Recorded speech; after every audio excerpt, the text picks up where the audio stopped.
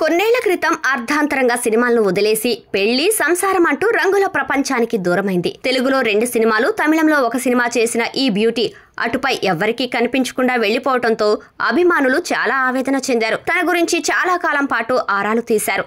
Scene cut చేస్తే కుటుంబంతో కలిసి లండన్ లో ఉంటున్నట్లు ప్రచారం సాగుతోంది. 2003లో లండన్ కు చెందిన సచిన్ సాగర్ ను ఈ టాలెంటెడ్ బ్యూటీ వివాహం చేసుకుంది. వివాహానంతరం ఆమె నటనపై పెద్దగా ఆసక్తి చూపలేదు. కానీ ఇప్పుడు వాలకం మారింది.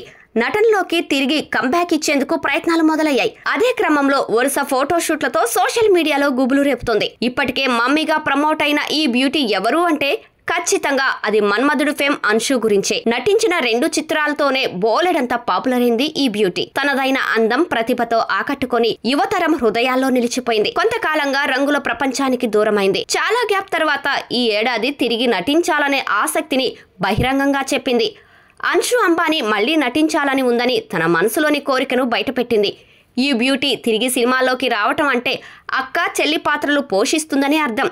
త్రివిక్రమ్, పూరి లాంటి డైరెక్టర్స్ ఆమెకు ఛాన్స్ ఇస్తారనే టాక్ వినిపిస్తోంది. 16 ఏళ్ల వయసులో నాగార్జున సరసన హీరోయిన్ గా రంగప్రవేశం చేసిన అంశు, ప్రభాస్ సరసన రాఘవేంద్రతో పాటు తమిళ చిత్రం జైలో ప్రధాన పాత్ర పోషించింది. తక్కువ సమయంలోనే మంచి పాపులారిటీ సాధించిన పెళ్లి తర్వాత సినిమాల్లో నటించలేదు.